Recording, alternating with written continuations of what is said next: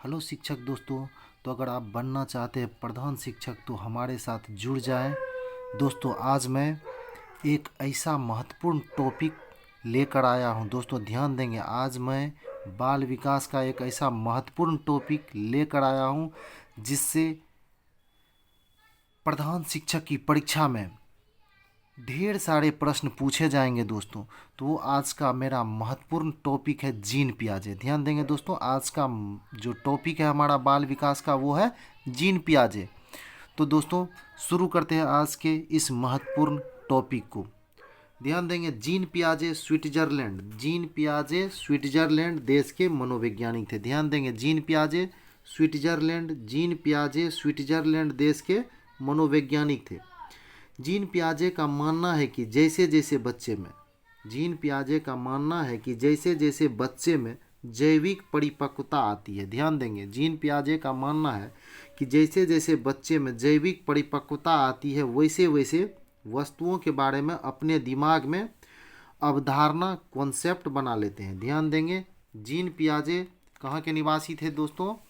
Switzerland के। Gene पियाजे का मानना है जैसे जैसे बच्चे में जैविक परिपक्वता आती है वैसे वैसे वस्तुओं के बारे में अपने दिमाग में बच्चे कॉन्सेप्ट बना लेते हैं। जैसे जैसे बच्चे में जैविक परिपक्वता आती है वैसे वैसे बच्चे अपने दिमाग में वस्तुओं के बारे में कॉन्सेप्ट बना लेते हैं।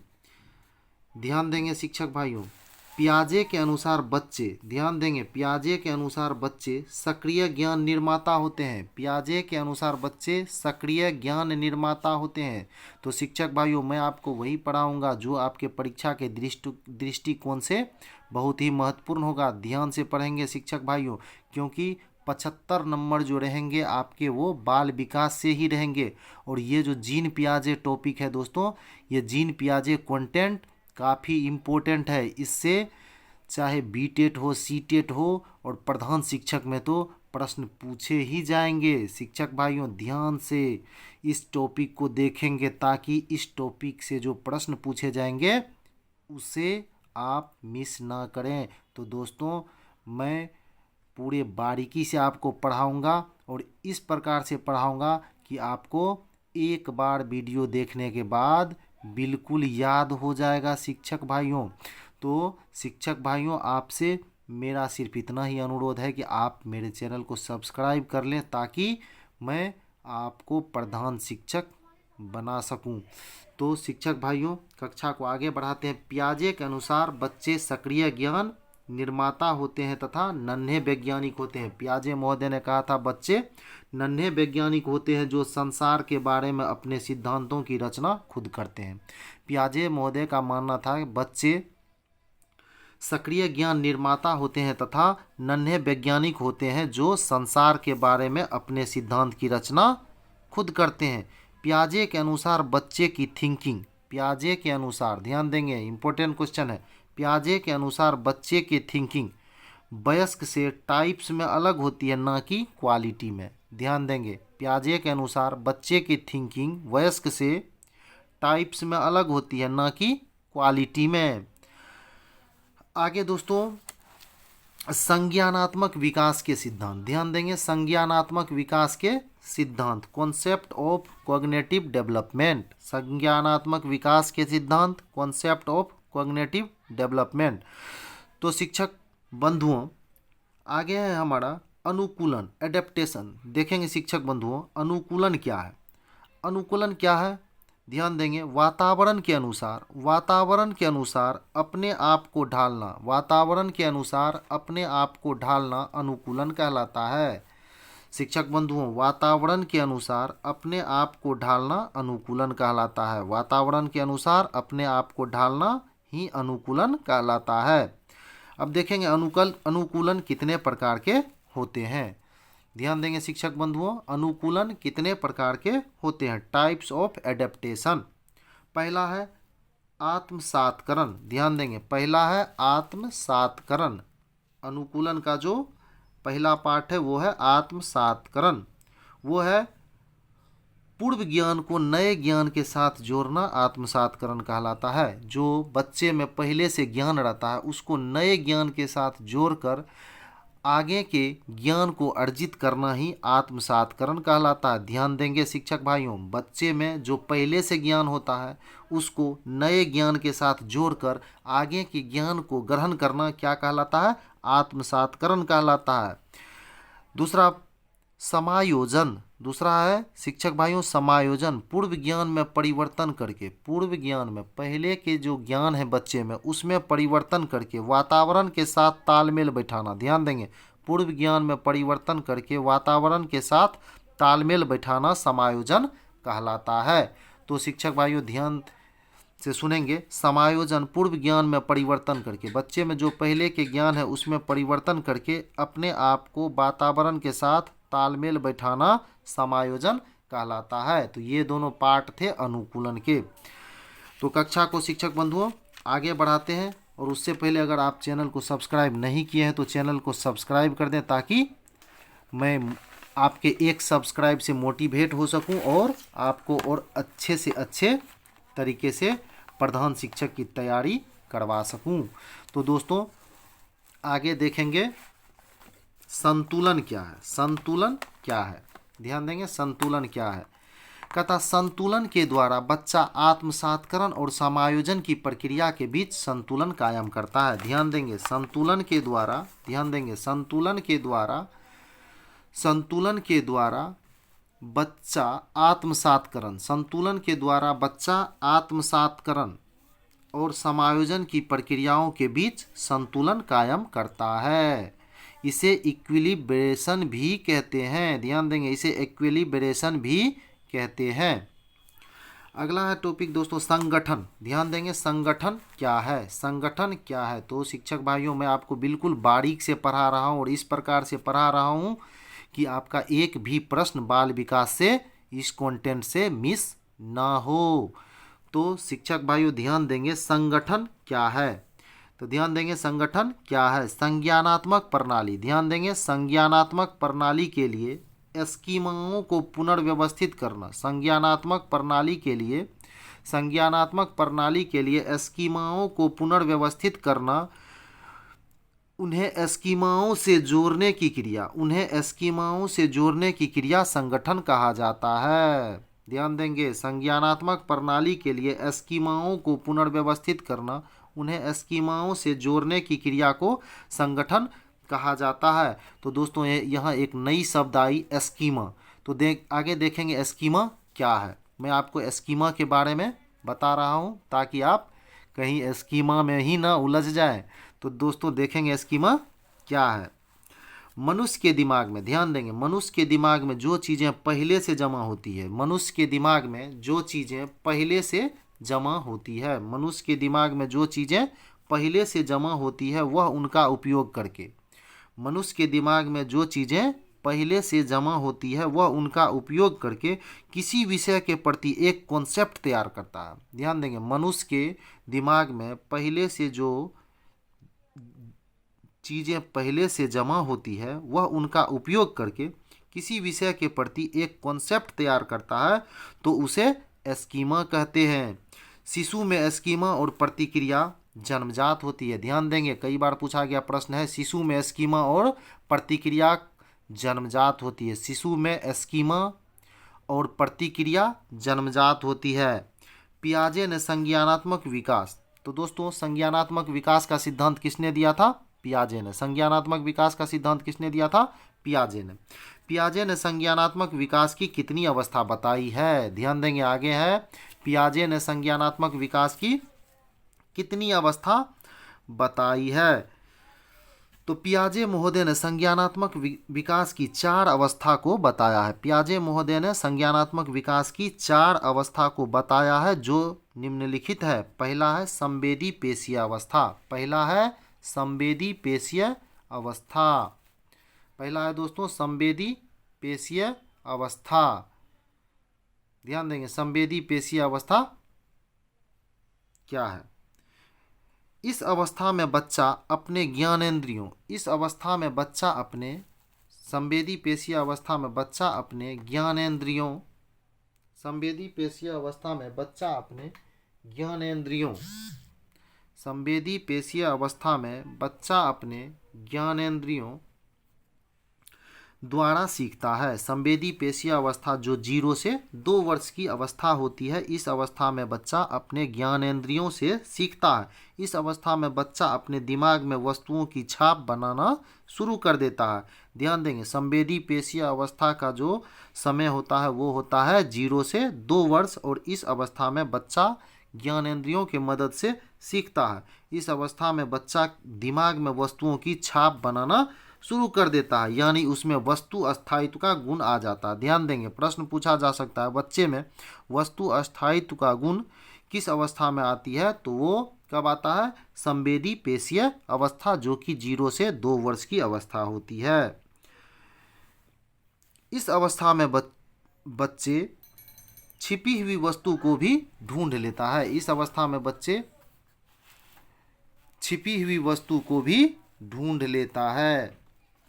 तो दोस्तों, कक्षा को आगे बढ़ाने से पहले मैं आपसे पुनः कह रहा हूं, अगर आप मेरे चैनल को सब्सक्राइब ना किए हैं तो चैनल को सब्सक्राइब कर लें। दोस्तों, बहुत मेहनत से आपकी तैयारी के लिए वीडियो बनाता हूं, नोट्स तैयार करता हूं। तो दोस्तों, ये बिल्कुल फ्री कोर्स है। प्रधान शिक्षक बनने के लिए आपको किसी भी प्रकार के पेड कोर्स को करने की कोई आवश्यकता नहीं है। मैं आपको पूर्ण रूप से बारीकी से बाल विकास को और अन्य सिलेबस को पढ़ाऊंगा, जिससे आपको एक भी प्रश्न नहीं छूटेंगे प्रधानाध्यापक की परीक्षा में, और आप अच्छे नंबर से क्वालिफाई होंगे। तो दोस्तों, मैं कक्षा को आगे बढ़ाता हूं। दूसरा है पूर्व संक्रियात्मक अवस्था। पूर्व संक्रियात्मक अवस्था जिसे प्री ऑपरेशनल स्टेज भी कहा जाता है। पूर्व संक्रियात्मक अवस्था जिसे प्री ऑपरेशनल स्टेज भी कहा जाता है। बच्चे के 2 से 7 वर्ष, बच्चे के 2 से 7 वर्ष की अवस्था को पूर्व संक्रियात्मक अवस्था कहा जाता है। ध्यान देंगे, बच्चे के 2 से 7 वर्ष की अवस्था को पूर्व संक्रियात्मक अवस्था प्री ऑपरेशनल स्टेज कहा जाता है। ध्यान देंगे, पूर्व संक्रियात्मक अवस्था 2 से 7 वर्ष की अवस्था को कहा जाता है। यह क्रिया करने से पहले की अवस्था है। यह अवस्था क्रिया करने से पहले की अवस्था है। इसमें बच्चा सामने आने वाली चीज़ों को देख पाएगा, समझ पाएगा, लेकिन कोई क्रिया नहीं कर पाएगा। ध्यान देंगे, पूर्व संक्रियात्मक अवस्था में प्री ऑपरेशनल स्टेज में बच्चे के 2 से 7 वर्ष की अवस्था आती है। इस अवस्था को पूर्व संक्रियात्मक अवस्था कहते हैं। यह क्रिया करने से पहले की अवस्था है। इसमें बच्चा सामने वाली चीज़ों को देख सकता है, देख पाएगा, समझ पाएगा, लेकिन कोई क्रिया नहीं कर पाएगा। इस उम्र में बच्चा सिंबल्स, ध्यान देंगे, इस उम्र में बच्चा सिंबल्स प्रतीक का प्रयोग करने में दक्ष हो जाता है। इस उम्र में बच्चा सिंबल्स प्रतीक का प्रयोग करने में दक्ष हो जाता है। जैसे बच्चा बिल्ली शब्द सुनते ही, ध्यान देंगे, अगर कोई बच्चा बिल्ली शब्द सुनता है तो उसके दिमाग में बिल्ली की तस्वीर बन जाती है। किस अवस्था में दोस्तों? 2 से 7 वर्ष की अवस्था में। शिक्षक भाइयों, ध्यान से सुनेंगे, मैं आपको बहुत ही कम समय में पूर्ण रूप से बारीकी से तैयारी करवा दूंगा, जिससे आप निश्चिंत हो जाएंगे और निश्चित रूप से प्रधान शिक्षक बनेंगे। तो दोस्तों, इस अवस्था में ध्यान देंगे, इस अवस्था में गोल डायरेक्टेड, ध्यान देंगे, इस अवस्था में गोल डायरेक्टेड, किस अवस्था में? पूर्व संक्रियात्मक अवस्था में गोल डायरेक्टेड लक्ष्य निर्देशित व्यवहार की क्षमता आ जाती है। इस अवस्था की विशेषता, ध्यान देंगे, इस अवस्था की विशेषता जीववाद। जीववाद क्या है? देखें दोस्तों, जीववाद क्या है? बच्चा सजीव और निर्जीव में अंतर नहीं कर पाता है। पूर्व संक्रियात्मक अवस्था जो 2 से 7 वर्ष की अवस्था है, इस अवस्था में बच्चा सजीव और निर्जीव में अंतर नहीं कर पाता है। अगर किसी बच्चे को मान लीजिए किसी वस्तु से चोट लग गई, अगर वह निर्जीव वस्तु है, अगर उसकी माँ उस निर्जीव वस्तु को भी अगर थपथपा देती है, अगर मार देती है, तो बच्चे को लगता है कि इसके वजह से मुझे चोट लगा तो माँ ने इसे पीटा। तो दोस्तों, उसे सजीव और निर्जीव के बारे में इस अवस्था में कोई पता नहीं रहता है। इसे ही जीववाद कहा जाता है। आगे देखेंगे अहं केंद्रित। जब बच्चा, ध्यान देंगे, अहं केंद्रित क्या है? जब बच्चा यह सोचना शुरू कर देता है कि वह जो कर रहा है, वह जो सोच रहा है वह सब ठीक है। जब बच्चा यह सोचना शुरू कर देता है कि वह जो कर रहा है, जो वह सोच रहा है वह सब ठीक है, तो इसे क्या कहते हैं दोस्तों? अहं केंद्रित। आगे देखेंगे शिक्षक भाइयों, अपलटावी क्या होता है? अपलटावी क्या है? इस अवस्था में, कौन सी अवस्था में? पूर्व संक्रियात्मक अवस्था में बच्चा वस्तुओं को उलटना पलटना नहीं सीखता है। पूर्व संक्रियात्मक अवस्था में बच्चे उलटना पलटना नहीं सीखता। अगर बच्चे को 2+3=5 बताया जाए और पूछा जाए 3+2 कितना होगा, बच्चा फंस जाएगा, क्योंकि वो उलटना और पलटना नहीं समझ पाता है, मतलब उसमें अपलटावी का गुण मौजूद नहीं रहता है पूर्व संक्रियात्मक अवस्था में। आगे देखेंगे मुद्रा को गिनना। दोस्तों इस अवस्था में बच्चे मुद्रा को सही सही नहीं गिन पाता है। दूरी, भार, ऊंचाई, क्रम निर्धारण की योग्यता आदि के अवधारणा की कमी इसी अवस्था में बच्चे में होती है। अगर उसे 2 गिलास में, मान लीजिए 2 गिलास में उसे कोको कोला या पेप्सी दे दिया जाए और बड़े गिलास में कम दिया जाए और छोटे गिलास में ज़्यादा दिया जाए, तो भले ही छोटे गिलास में ज़्यादा होगा लेकिन बच्चा किस गिलास को उठाएगा? तो बड़े गिलास को ही उठाएगा, चाहे उसमें कम ही क्यों न हो। उसे लगेगा जो बड़ा दिखाई देता है उसी में ज़्यादा है। तो दोस्तों ये किस अवस्था में होता है? पूर्व संक्रियात्मक अवस्था, जो 2 से 7 वर्ष की अवस्था है। तो शिक्षक बंधुओं कक्षा को आगे बढ़ाते हैं। दोस्तों आगे है केंद्रीकरण। ध्यान देंगे, आगे है केंद्रीकरण। केंद्रीकरण क्या होता है उसे देखेंगे हम लोग। केंद्रीकरण क्या होता है? इस अवस्था में एक समय में बच्चा किसी वस्तु के केवल एक विशेषता पर ही ध्यान केंद्रित कर पाता है। जो 2 से 7 वर्ष की अवस्था होती है, इस अवस्था में बच्चा एक समय में केवल एक विशेषता पर ही ध्यान केंद्रित कर पाता है। अगला है दोस्तों संरक्षण। संरक्षण को देखेंगे। संरक्षण, यदि किसी वस्तु की आकार को बदल दें तो उसके मात्रा पर कोई प्रभाव नहीं पड़ता, लेकिन बच्चा को जो बड़ा दिखाई देगा वह उसे ज़्यादा समझता है। दोस्तों संरक्षण क्या है, कौन सा गुण है? तो कहा जाता है कि 2 से 7 वर्ष की अवस्था में बच्चे को जो वस्तु बड़ा दिखाई देगा वो उसे ही ज़्यादा समझेगा। अगला है दोस्तों क्रमबद्धता। क्रमबद्धता को ध्यान से देखेंगे। इस अवस्था में बच्चा वस्तु को उसके आकार के अनुसार नहीं सजा पाता है। इस अवस्था में 2 से 7 वर्ष की अवस्था में बच्चा वस्तु को उसके आकार में नहीं सजा पाता है। अगला है दोस्तों मूर्त संक्रियात्मक अवस्था। तीसरी अवस्था जो है वो दोस्तों मूर्त संक्रियात्मक अवस्था है। तो दोस्तों ध्यान देंगे, मूर्त संक्रियात्मक अवस्था 7 से 11 वर्ष की अवस्था है। मूर्त संक्रियात्मक अवस्था 7 से 11 वर्ष की अवस्था को कहा जाता है। इस अवस्था में बच्चा, ध्यान देंगे, इस अवस्था में बच्चा सामने रखी वस्तु पर चिंतन कर सकता है। इस अवस्था में बच्चा सामने रखी वस्तु पर चिंतन कर सकता है।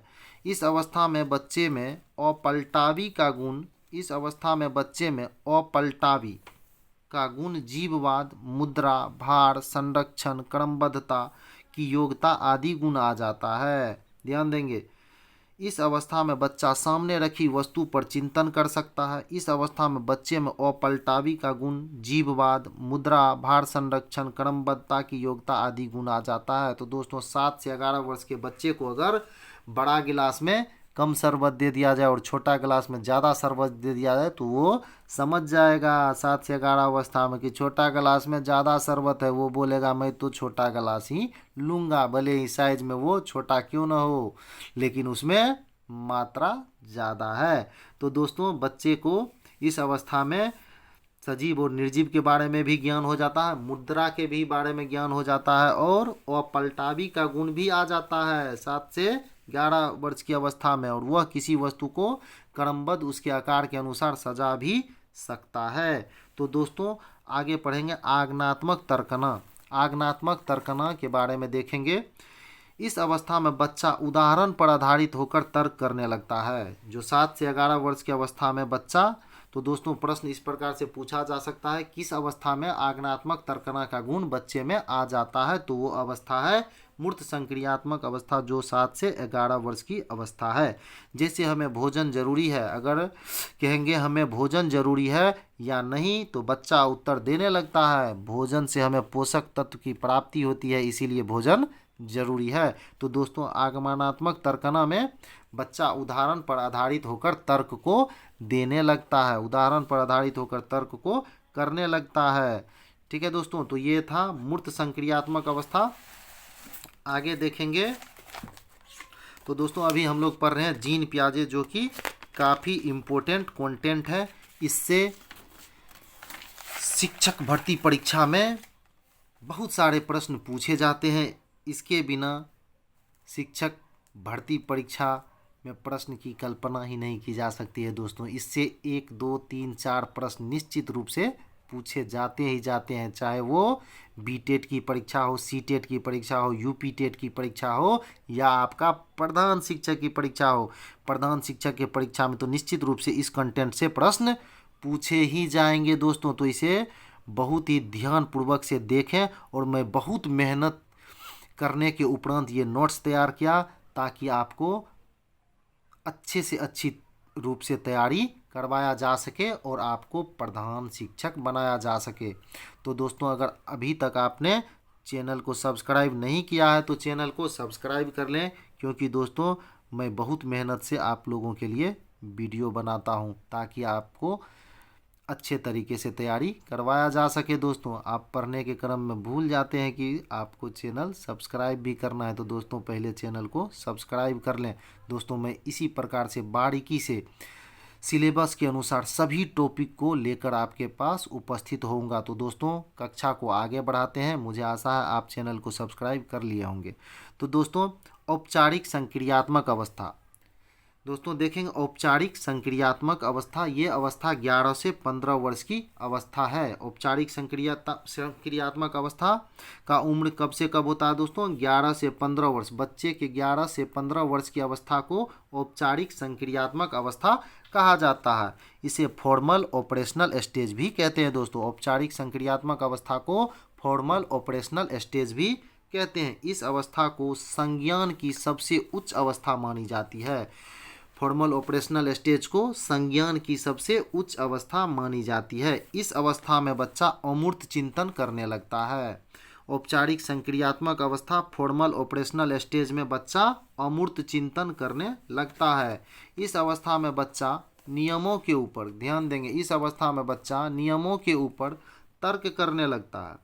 औपचारिक संक्रियात्मक अवस्था में बच्चा नियमों के ऊपर तर्क करने लगता है, यानी निगमनात्मक तर्कना, निगमनात्मक तर्कना करने लगता है। दोस्तों निगमनात्मक तर्कना में पहले नियम बताया जाता है, उसके बाद उस पर उदाहरण दिया जाता है, और आगमनात्मक तर्कना में पहले उदाहरण दिया जाता है और उसके बाद नियम बताए जाते हैं। तो दोस्तों ज़्यादा प्रभावी होता है आगमनात्मक तर्कना, जिसमें पहले उदाहरण दिया जाता है और फिर नियम को समझाया जाता है। आगे देखेंगे जीन पियाजे महोदय का कुछ आलोचना भी हुआ, ध्यान देंगे, जीन पियाजे महोदय का कुछ आलोचना भी हुआ है। जीन पियाजे महोदय का कुछ आलोचना भी हुआ है। तो देखेंगे इनका आलोचना किस प्रकार हुआ है।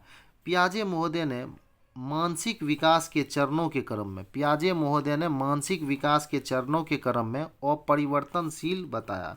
ध्यान देंगे, पियाजे महोदय ने मानसिक विकास के चरणों के क्रम को अपरिवर्तनशील बताया। पियाजे महोदय ने मानसिक विकास के चरणों के क्रम को अपरिवर्तनशील बताया है, लेकिन अगर बच्चे को अच्छा वातावरण दिया जाए, अगर बच्चे को अच्छा वातावरण दिया जाए, ध्यान देंगे, अगर बच्चे को अच्छा वातावरण दिया जाए तो वह अपनी अवस्था के क्षमता से अधिक सीख सकता है। दोस्तों ध्यान देंगे, अगर बच्चे को